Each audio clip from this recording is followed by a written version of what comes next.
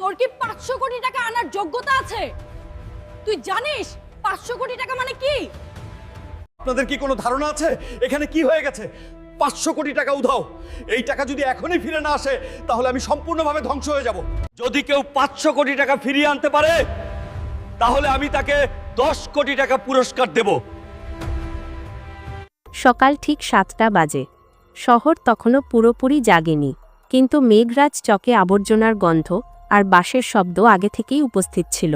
সেখানেই ফুটপাতের কিনারে ফাটা বস্তা নিয়ে 12 বছরের নীল ঝুঁকেছিল। সে প্লাস্টিকের বোতল আর ছেঁড়া তার কুড়োচ্ছিল। তার হাতে জমে থাকা ময়লা যেন স্থায়ী মনে হতো, যেন কেউ তার ওপর অদৃশ্য থাকার মোহর লাগিয়ে দিয়েছে। নীল কথা কম বলতো। মানুষ মনে করত সে ভীতু বা বুদ্ধিহীন।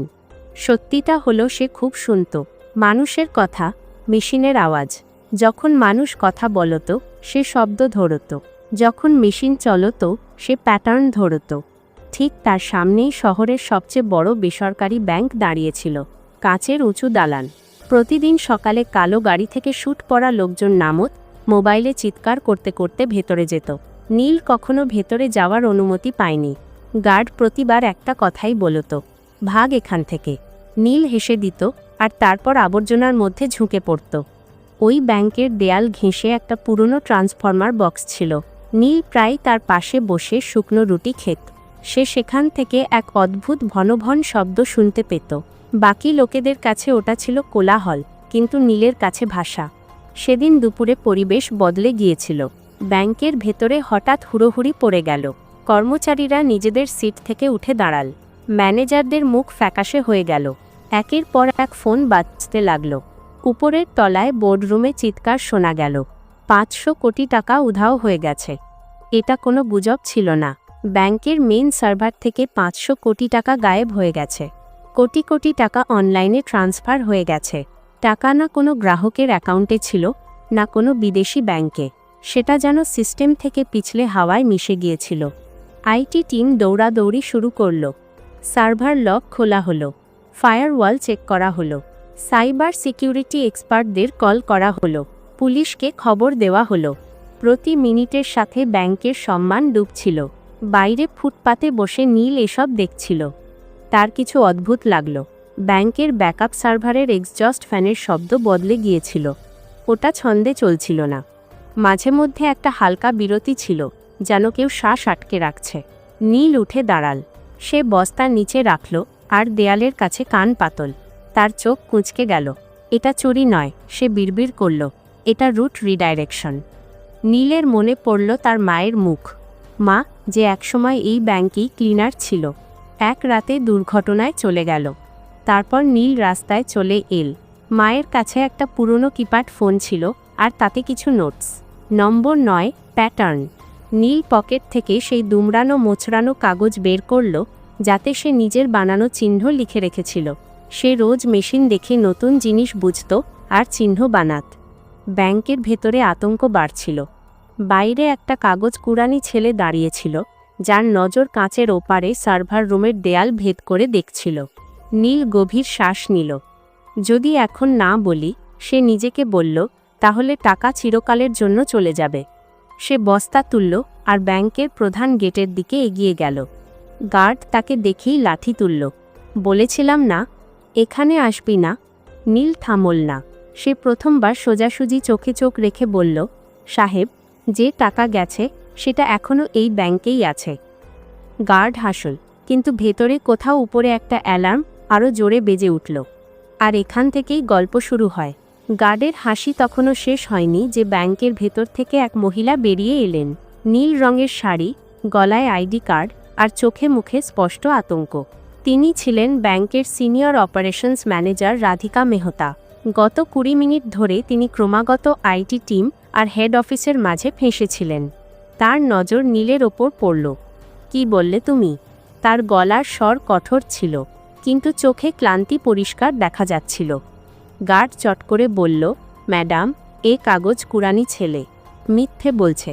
নীল মাথা নিচু করল, তারপর ধীরে বলল, ম্যাডাম, টাকা বাইরে যায়নি, সিস্টেম নিজেই রাস্তা বদলেছে। যদি এখনই কিছু না করা হয়, তবে 3 ঘন্টা পর সেই টাকা আপনা আপনি মুছে যাবে। এটা শুনেই রাধিকার বুক ধক করে উঠল। তুমি কি করে জানলে? তিনি না ভেবেই জিজ্ঞেস করলেন। নীল ব্যাংকের দেয়ালের দিকে ইশারা করল। আপনার ব্যাকআপ সার্ভারের ফ্যান 30 সেকেন্ডে একবার করে থামছে। এমন তখন হয় যখন লোড ইচ্ছাকৃতভাবে ঘোরানো হয়। এটা চুরি নয়, এটা একটা ফাঁদ। সে কথা বলার সময় না ঘাবড়াচ্ছিল, না জোরে বলছিল, যেন এসব তার কাছে নতুন নয়। রাধিকা এক মুহূর্ত ভাবলেন। ভেতরে আইটি হেড চিৎকার করছিল যে ডেটা ফ্লো বোঝা যাচ্ছে না। পুলিশ রাস্তায় ছিল, মিডিয়াও খবর পেতে চলেছিল। তিনি গার্ডের দিকে তাকালেন। একে ভেতরে আসতে দাও। গার্ড চমকে গেল। ম্যাডামে, আমি বললাম ভেতরে আসতে দাও। নীল প্রথমবার ব্যাংকের ভেতরে গেল। এয়ার কন্ডিশনারের ঠান্ডা বাতাসে সে শিউরে উঠল। মেঝের টাইলস এত চকচকে ছিল যে তাতে নিজের নোংরা মুখ দেখে তার সংকোচ হল। লোকজন তার দিকে হাঁ করে তাকিয়েছিল। কেউ ফিসফিস করল, এই বাচ্চাটা কি করবে? নীলের এতে কিছু এসে গেল না। রাধিকা তাকে সোজা আইটি ফ্লোরে নিয়ে গেলেন। সেখানে 5 জন লোক, 5টা ল্যাপটপ আর বড় স্ক্রিনের সামনে দাঁড়িয়েছিল। স্ক্রিনে লাল রঙের লাইন আর নম্বর ছুটছিল। আইটি হেড রেগে গিয়ে বলল, ম্যাডাম, এখন সময় নেই। এটা কোনো মজা নয়। নীল স্ক্রিনের দিকে তাকাল আর সাথে সাথে বলল, আপনারা ভুল লক দেখছেন। আসল রাস্তা লুকানো হয়েছে। ঘরে পিনপতন নীরবতা নেমে এল। এই বাচ্চা আমাদের শেখাবে? কেউ একজন ব্যঙ্গ করল। নীল কাছে গেল। সে স্ক্রিনের কোনায় দেখা যাওয়া একটা ছোট টাইম স্ট্যাম্পের দিকে ইশারা করল। এটা দেখুন, প্রতিবার ট্রানজ্যাকশনের 1 সেকেন্ড আগে সময় পিছিয়ে যাচ্ছে। এটা ম্যানুয়াল হতে পারে না। আইটি হেড ঝুঁকে দেখল। তার মুখের ভাব বদলে গেল। এটা তো অসম্ভব। নীল প্রথমবার মাথা তুলে সবার দিকে তাকাল। অসম্ভব নয় স্যার। যে এটা করেছে সে টাকা চুরি করেনি। সে ব্যাংককে নিজের সাথে লড়াই করতে বাধ্য করে দিয়েছে। রাধিকার গলা কেঁপে উঠল। তাহলে টাকা ফেরত আসতে পারে? নীল হালকা শ্বাস নিল। আসতে পারে, কিন্তু দেরি হলে আর আসবে না। ঘড়ির টিকটিক আওয়াজ যেন তীব্র মনে হতে লাগল। আর ঠিক সেই মুহূর্তে নীল বলল, আমার একটা কম্পিউটার চাই। ইন্টারনেট নয়, শুধু লোকাল অ্যাক্সেস। ঘরে কেউ কোনো কথা বলল না। প্রথমবার ব্যাংকের সবচেয়ে বড় সংকটে সবার নজর এক আবর্জনা কুড়ানো ছেলের ওপর আটকে ছিল। আর নীল জানত, এখন পিছিয়ে যাওয়ার কোনো রাস্তা নেই। ঘরে এক অদ্ভুত নিস্তব্ধতা ছিল। এয়ার কন্ডিশনারের ঠান্ডা হাওয়া বইছিল, কিন্তু কারো ঠান্ডা লাগছিল না। সবার নজর নীলের দিকে ছিল। সে চেয়ারে বসেনি, সে দাঁড়িয়েছিল, যেন বসাটা তার কাছে ফালতু বিষয়। আইটি হেড ইতস্তত করে একটা সিস্টেম তার দিকে ঘুরিয়ে দিল। এটা লোকাল মেশিন, নেটওয়ার্ক থেকে বিচ্ছিন্ন। যদি কিছু ভুল হয় তাহলেও কোনো ক্ষতি হবে না। নীল মাঝখানেই বলল, যা ক্ষতি হওয়ার তা হয়ে গেছে। সে কি বোর্ডটাকে এমনভাবে স্পর্শ করল যেন ওটা কোনো পুরনো বন্ধু। আঙুলগুলো নোংরা ছিল, কিন্তু চলায় কোনো জড়তা ছিল না। স্ক্রিনে একটা কালো উইন্ডো খুলল। রাধিকা ঘড়ি দেখলেন। নীল, আমাদের হাতে বেশি সময় নেই। নীল মাথা নাড়ল। আমি জানি। সে টাইপ করা শুরু করল। কোনো তাড়াহুড়ো নেই, কোনো দেখানোপনা নেই। প্রতিটা কমান্ড ভেবেচিন্তে, যেন সে আগেই এসব করে ফেলেছে। আইটি টিম স্ক্রিনে ভেসে ওঠা টেক্সট পড়ার চেষ্টা করছিল, কিন্তু তা তাদের বোঝার বাইরে ছিল। একজন ইঞ্জিনিয়ার আস্তে করে বলল, এটা তো সিস্টেমের ভেতরের রাস্তা। এই অ্যাক্সেস তো আমাদের কাছেও নেই। নীল বলল, না। সে পরের লাইন টাইপ করল। হঠাৎ স্ক্রিনে একটা ম্যাপ খুলল। এটা কোনো ব্যাংক অ্যাকাউন্টের ছিল না। এটা ছিল ডেটা প্রবাহের মানচিত্র। তীর চিহ্ন, বাঁক, বন্ধ রাস্তা। নীল একটা জায়গায় আঙুল রাখল। টাকা এখানেই আটকে আছে। কিন্তু এখানে তো কোনো অ্যাকাউন্টই নেই। আইটি হেড বলল। নীল তার দিকে তাকাল। কারণ এটা অ্যাকাউন্ট নয়। এটা একটা খালি ঘর। সিস্টেম নিজে এটা বানিয়েছে। রাধিকার চোখ বড় হয়ে গেল। সিস্টেম? হ্যাঁ, নীল বলল। যখন কাউকে সিস্টেমের হৃৎপিণ্ড পর্যন্ত পৌঁছানোর চেষ্টা করতে ধরে ফেলা হয়, তখন পুরনো কোর একটা নকল রাস্তা বানিয়ে দেয়। টাকা তাতে চলে যায়। বাইরে থেকে মনে হয় চুরি হয়ে গেছে, কিন্তু আসলে সিস্টেম নিজেই সেটা লুকিয়ে ফেলে। ঘরে কেউ শ্বাস পর্যন্ত নিল না। আইটি হেড নিচু স্বরে বলল, কিন্তু এমন ফিচার তো কোথাও নথিবদ্ধ নেই। নীল হালকা হাসল। কারণ এটা কোনো ফিচার নয়, এটা মেশিনের ভয়। সে পরের কমান্ড দিল। স্ক্রিনে লাল সতর্কবার্তা জ্বলে উঠল। Warning, data collapse in 17 minutes. রাধিকার হাত কাঁপতে লাগল। এর মানে? নীল বলল, যদি এই ঘর ভেঙে পড়ে তবে টাকা কারোরই থাকবে না, না চোরের না ব্যাংকের। আইটি টিমে শোরগোল পড়ে গেল। তাহলে তাড়াতাড়ি করো, কেউ একজন বলল। নীল প্রথমবার রাগে মাথা তুলল। তাড়াতাড়ি নয়, সঠিকভাবে। সে নিজের চোখ বন্ধ করল। কয়েক সেকেন্ডের জন্য যেন মাথায় কিছু যোগ করছে। তার মনে পড়ল সেই পুরনো মোবাইল, মায়ের গলার স্বর, নম্বরের মাঝখানের প্যাটার্ন। জিনিস সোজা চলে না, সেগুলো ঘুরে আসে। নীল টাইপ করল। স্ক্রিনে একটা নতুন দরজা খুলল। আইটি হেড ফিসফিস করল, এটা তো রিভার্স ট্র্যাক। নীল বলল, হ্যাঁ, এখন টাকা আবার সেই পথেই চলবে যেখান থেকে ভয় এসেছিল। রাধিকা ঘড়ি দেখলেন, 13 মিনিট বাকি ছিল। নীলের আঙুল আবার চলতে লাগল, আর বাইরে ব্যাংকের গেটে মিডিয়ার প্রথম ভ্যান এসে দাঁড়িয়ে পড়েছে। বাইরে কাঁচের দরজার ওপারে ক্যামেরা ঝলকানি দিতে শুরু করেছে। মিডিয়া শুধু একটা ইশারার অপেক্ষায় ছিল। ভেতরে আইটি ফ্লোরে উত্তেজনা এত গভীর ছিল যে মনে হচ্ছিল বাতাসও ভারী হয়ে গেছে। রাধিকা নিচু স্বরে বললেন, যদি এটা ভুল দিকে যায় তবে সিস্টেম চিরকালের জন্য লক হয়ে যেতে পারে। নীল স্ক্রিন থেকে নজর না সরিয়ে উত্তর দিল, ওটা আগেই লক হয়ে গেছে ম্যাডাম। তফাৎ শুধু এতটুকু যে এখন চুপচাপ আছে। সে একটা গ্রাফ খুলল। নীল আর লাল রঙের লাইন একে অপরের পেছনে ছুটছিল। মাঝে মধ্যে এমন একটা জায়গা আসছিল যেখানে লাইনগুলো ভেঙে যাচ্ছিল। এখান থেকেই টাকা বাইরে দেখানো হয়েছে, নীল বলল, কিন্তু আসলে এখান থেকেই তা ফিরিয়ে আনা যেতে পারে। আইটি হেড চেয়ার টেনে কাছে বসতে বসতে বললেন, তুমি এসব কি করে জানো? নীল প্রথমবার সত্যিটা বলল, আমি মেশিনের কাছে বড় হয়েছি। যখন মা বেঁচে ছিলেন তিনি রাতের শিফটে এখানেই সাফাইয়ের কাজ করতেন। আমি বাইরে বসে থাকতাম। সার্ভার রুমের আওয়াজ আমার কাছে কথার মতো লাগত। কেউ কিছু বলল না। নীল পরের কমান্ড দিল। স্ক্রিনে একটা নতুন বার্তা ভেসে উঠল, অথরাইজেশন রিকোয়ার্ড। রাধিকা স্বস্তির নিঃশ্বাস ফেললেন। ঠিক আছে, এটা সাধারণ ব্যাপার। আমাদের মাল্টি লেভেল অথরাইজেশন আছে। নীল মাথা নাড়ল। না ম্যাডাম, এটা সাধারণ নয়। কেন? কারণ এই অথরাইজেশন সিস্টেম থেকে আসেনি। এটা ওই খালি ঘর থেকে এসেছে যেখানে টাকা লুকিয়ে রাখা আছে। আইটি হেডের মুখ শক্ত হয়ে গেল। মানে সিস্টেম নিজেই ঠিক করছে কাকে বিশ্বাস করবে? নীল ধীরে বলল, হ্যাঁ, আর সে আপনাকে বিশ্বাস করে না। ঘরে এক অদ্ভুত নীরবতা নেমে এল। রাধিকা গভীর শ্বাস নিলেন। তাহলে এখন কি হবে? নীল পকেট থেকে সেই দোমড়ানো মোচড়ানো কাগজ বের করল। তাতে আঁকাবাঁকা চিহ্ন আঁকা ছিল। এখন আমাদের সিস্টেমকে মনে করাতে হবে যে এটা কার জন্য তৈরি হয়েছিল। সে একটা কোড দিল। এটা কোনো পাসওয়ার্ড ছিল না। এটা ছিল সময়, অঙ্ক আর ক্রমের একটা মিশ্রণ। সেই একই ক্রম যা ব্যাংক প্রতিদিন ছোট অ্যাকাউন্টগুলোকে অগ্রাধিকার দেওয়ার জন্য ব্যবহার করত। স্ক্রিনে হঠাৎ হাজার হাজার ছোট ট্রানজ্যাকশন জ্বলে উঠল। 10 টাকা, 50 টাকা, 200 টাকা।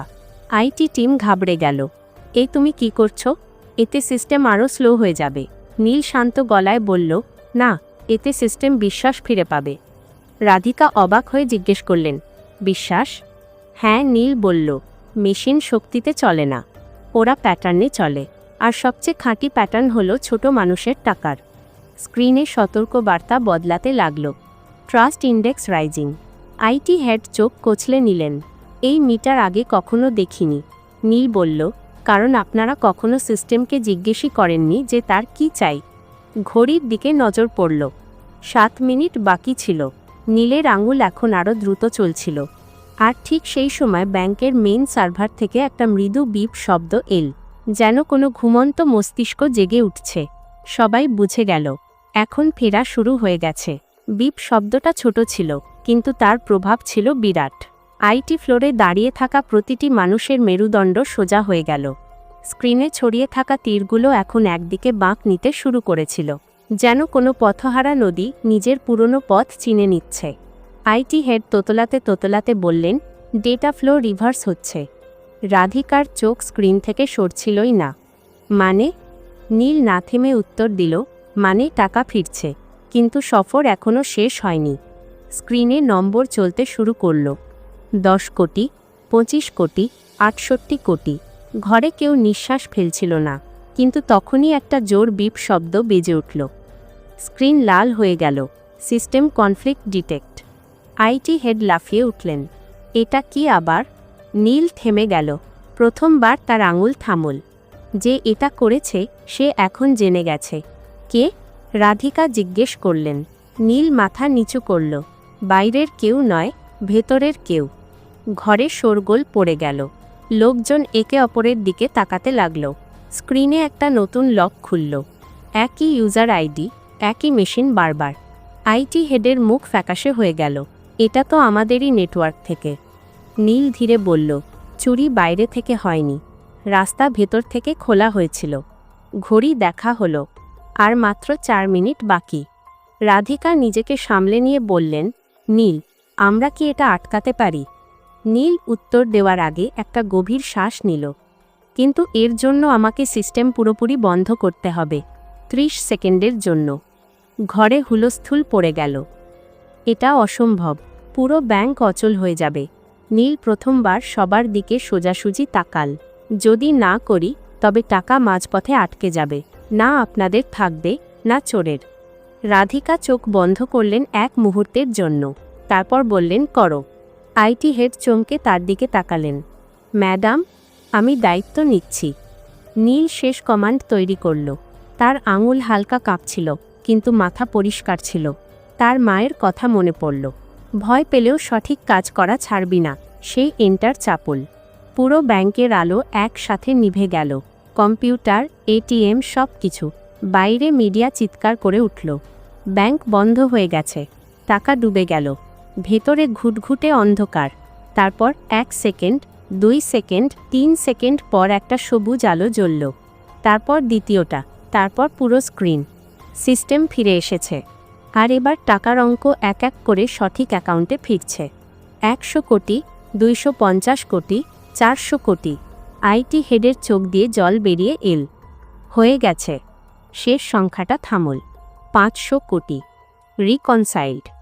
ঘরে কোনো হাততালি বাজল না, কেউ চিৎকার করল না। সবাই শুধু নীলকে দেখছিল।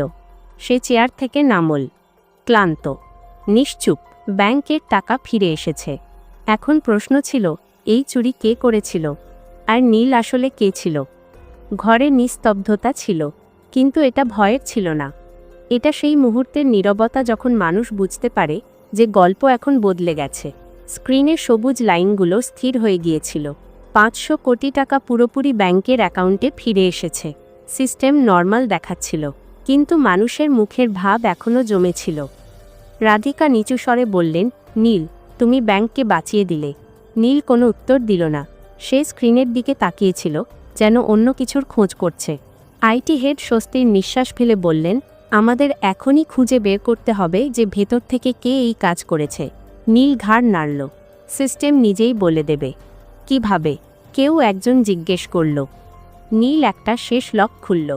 এটা সাধারণ ইউজার লক ছিল না। এটা সেই লেয়ার ছিল যেখানে কেবল তখনই এন্ট্রি হয় যখন কেউ সিস্টেমকে ধোঁকা দেওয়ার চেষ্টা করে। স্ক্রিনে একটা নাম ভেসে উঠল। কোনো টেকনিক্যাল কোড নয়, কোনো নকল আইডি নয়। একটা পরিষ্কার নাম, ব্যাংকের ডেপুটি টেকনোলজি ডিরেক্টরের। ঘর থেকে যেন বাতাস বেরিয়ে গেল।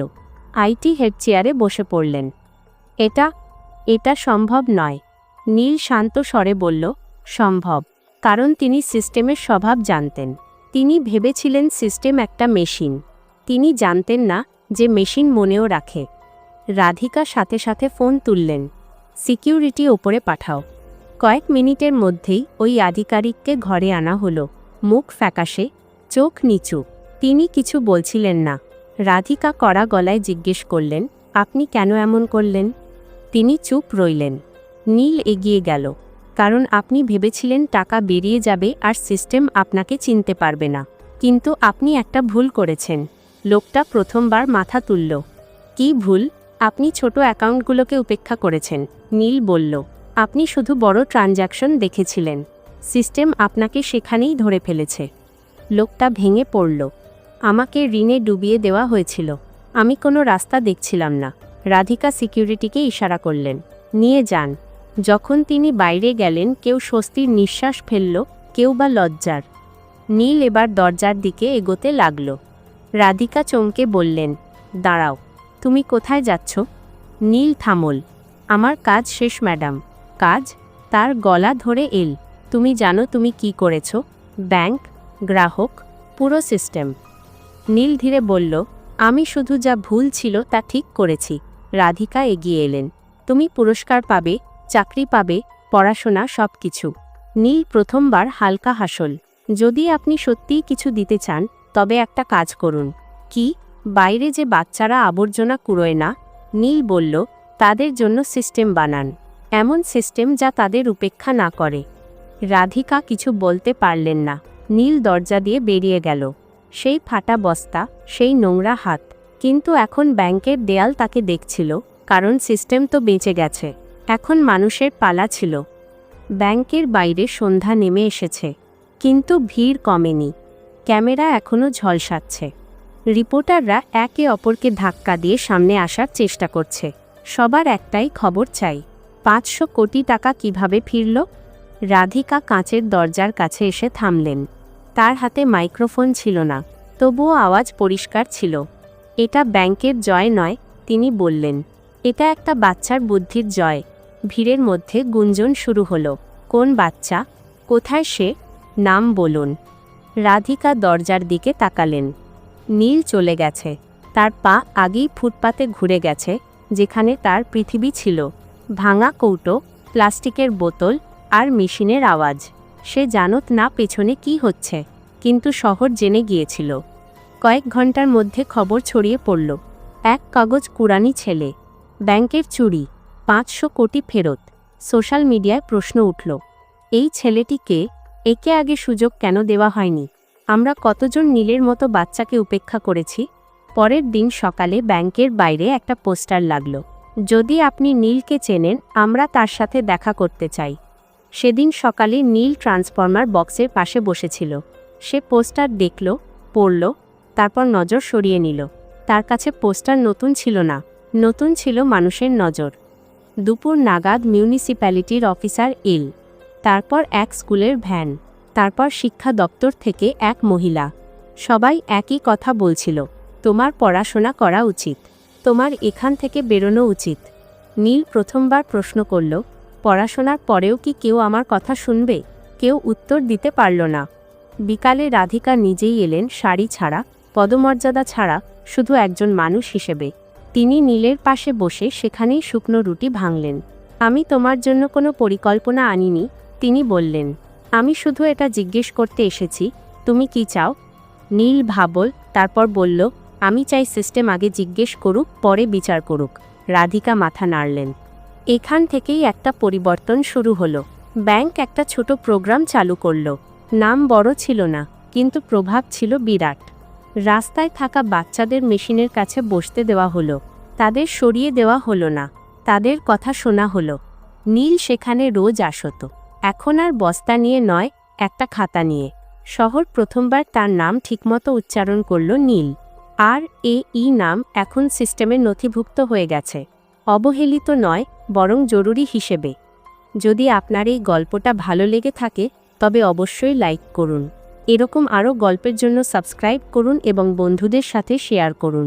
কমেন্ট বক্সে অবশ্যই লিখুন আপনি কোন শহর বা গ্রাম থেকে দেখছেন।